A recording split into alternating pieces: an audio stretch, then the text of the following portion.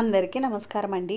దసరా దేవి శరన్నవరాత్రుల్లో కుమారి పూజ ఎవరు చేయాలి, ఎప్పుడు చేయాలి, ఎలా చేయాలి, ఏ వయస్సు పిల్లలకు కుమారి పూజను ఆచరించాలి, దసరా నవరాత్రుల్లో ఏ రోజు ఈ పూజను నిర్వహించాలి, నవరాత్రుల్లో కుమారి పూజ చేయడం వల్ల మనకు ఎటువంటి ఫలితాలు కలుగుతాయి అనే విషయాలన్నీ కూడా నేను ఈ వీడియోలో అయితే మీకు క్లియర్గా ఎక్స్ప్లెయిన్ చేస్తానండి. అందుకని వీడియోని ఎవరు కూడా ఎక్కడ కూడా స్కిప్ చేయకుండా చివరి వరకు అయితే చూడండి. దసరా దేవి శరన్నవరాత్రుల్లో అమ్మవారి రూపాలలో బాలా త్రిపుర సుందరి దేవి అలంకారం కూడా ఒకటి. బాల అంటే చిన్న పిల్ల అని అర్థం అండి. అమ్మవారు మొదట చిన్న పిల్ల రూపంలో అయితే వస్తుంది. ప్రతి ఒక్క చిన్న పిల్లలు కూడా బాలా త్రిపుర సుందరి దేవి ప్రతిరూపాలే. ఈ రోజున బాలా త్రిపుర సుందరి దేవిని ఆరాధించడం వల్ల మన సంతానానికి ఎటువంటి ఇబ్బందులు లేకుండా ఆరోగ్యంగా ఉన్నతంగా అయితే ఉంటారు. అంతేకాకుండా ఎవరైతే సంతానం కోసం ఎదురు చూస్తున్నారో వారు అమ్మవారిని తప్పకుండా ఈ నవరాత్రులలో పూజించడం వల్ల అమ్మవారు తప్పకుండా వారికి సంతానాన్ని అయితే ప్రసాదిస్తారు. అమ్మవారు చిన్న బాలిక రూపంలో ఉన్నప్పటికీ అమ్మవారికి చాలా ఎక్కువ శక్తి అయితే ఉంటుందండి.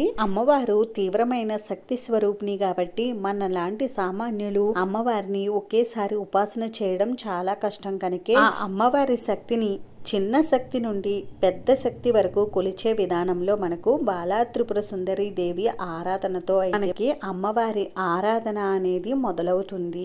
అంతెందుకు మంత్రోపాసన చేసేవారు ముందుగా బాల మంత్రాన్ని ఉపాసన చేసిన తర్వాతనే మిగిలిన మంత్రాలను ఉపాసన చేస్తారు. ఇంతటి శక్తి సామర్థ్యాలు ఉన్నటువంటి బాలా త్రిపుర సుందరి అమ్మవారి ఆవిర్భావం ఎలా జరిగింది అనేది ఇప్పుడైతే తెలుసుకుందాము. పూర్వం బండాసురుడనే రాక్షసుడికి 32 మంది సంతానం అయితే ఉండే.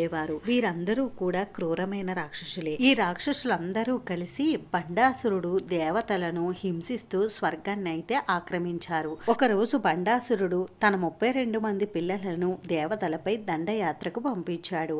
అప్పుడు ఆ తల్లి తన శక్తిని బాల రూపంలో నింపి ఆ రాక్షసులందరినీ సంహరించి విజయాన్ని అయితే పొంది ఈ విధంగా అమ్మవారు బండాసురుణ్ణి వధించడానికి బాల రూపంలో అయితే అవతరించారు. ఇంకిప్పుడు దేవి శరన్నవరాత్రుల్లో కుమారి పూజ ఎవరు చేయాలి, ఎప్పుడు చేయాలి అనేది తెలుసుకుందాం. ఈ కుమారి పూజ లేదా బాల పూజను 2 సంవత్సరాలు ఉన్నటువంటి పిల్లల నుండి 10 సంవత్సరాల వరకు ఉన్న పిల్లలకైతే చేస్తారు. కొన్ని ప్రాంతాలలో అయితే ఈ కుమారి పూజను దసరా 9 రోజులు కూడా నిర్వహిస్తారు. మొదటి రోజు ఒక బాలికతో కుమారి పూజ ప్రారంభించి ప్రతిరోజు కూడా ఒక్కొక్క సంఖ్య పెంచుకుంటూ 9వ రోజున 9 మంది బాలికలకు ఈ కుమారి పూజనైతే ఆచరిస్తారు. 2 సంవత్సరాల పాపకు పూజ చేస్తే కుమారి గాను, 3 సంవత్సరాల పాపకు పూజ చేస్తే త్రిమూర్తి గాను, 4 సంవత్సరాల పాపకు పూజ చేస్తే కళ్యాణి గాను, 5 సంవత్సరాల పాపకు పూజ చేస్తే రోహిణి గాను, 6 సంవత్సరాల పాపకు పూజ చేస్తే కాళిక గాను, 7 సంవత్సరాల పాపకు పూజ చేస్తే చండిక గాను, 8 సంవత్సరాల పాపకు పూజ చేస్తే సాంబవి గాను, 9 సంవత్సరాల పాపను దుర్గ గాను, ఇంకా 10 సంవత్సరాల పాపను సుభద్ర గాను కొలిచి అమ్మవారిని అయితే పూజిస్తారు.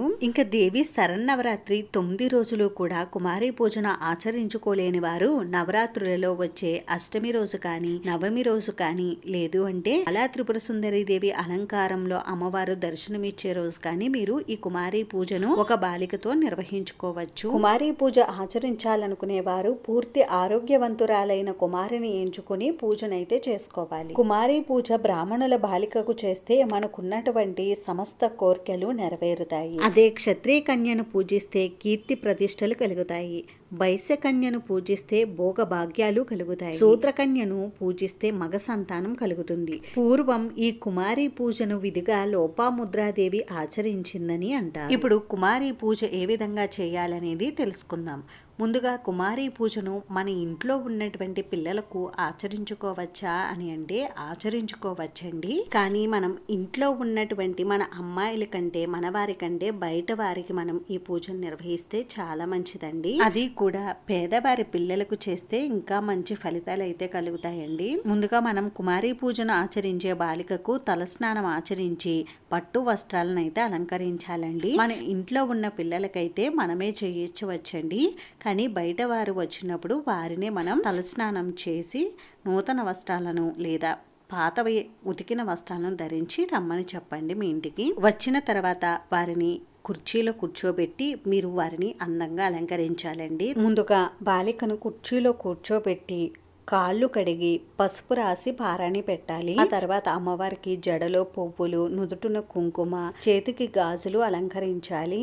ఇంకా మీరు అమ్మవారిని ఏ విధంగా అలంకరించాలి అని అనుకుంటే ఆ విధంగా ఆ బాలికనైతే అలంకరించండి. బాలికను సాక్షాత్తు శ్రీ బాలా త్రిపుర సుందరీ దేవిగా భావించాలి. బాలా త్రిపుర సుందరీ దేవికి షోడశోపచార పూజనైతే నిర్వహించాలండి. ఒక ఇత్తడి ప్లేట్ తీసుకుని ఆ ప్లేట్ లో బాలికను పాదాలు పెట్టమని ఇంట్లో చిన్నవారి నుండి పెద్దవారి వరకు ప్రతి ఒక్కరూ కూడా ఆ పాదాలకు పూజ అయితే చేసుకోవాలండి. కుదిరిన వారు షోడశోపచార పూజ చేసుకోండి, కుదరలేని వారు పంచోపచార పూజ చేసుకోండి. బాలిక పాదాలకు కొద్దిగా పసుపు, కుంకుమ, గంధం, అక్షింతలు, పువ్వులు సమర్పించండి. ధూపం, దీపం కూడా చూపించి నైవేద్యంగా కట్టె పొంగలిని కానీ పరమాన్నం కానీ నివేదించండి. ఇప్పుడు అమ్మవారికి తాంబూలం అయితే సమర్పించాలండి. అమ్మవారికి లేత గులాబీ రంగు అంటే చాలా ఇష్టం అండి. మీరు బాలికకు వస్త్రాలు, నూతన వస్త్రాలు సమర్పించాలి, ఇవ్వాలి అని అనుకుంటే మీరు ఆ కలర్ లో ఉన్నటువంటి వస్త్రాలను అయితే ఇవ్వండి. అలాగే పండ్లు, ఆకు పక్క ఇవన్నీ కూడా తాంబూలంలో పెట్టి ఇవ్వండి. ఈ విధంగా పూజ చేసిన తర్వాత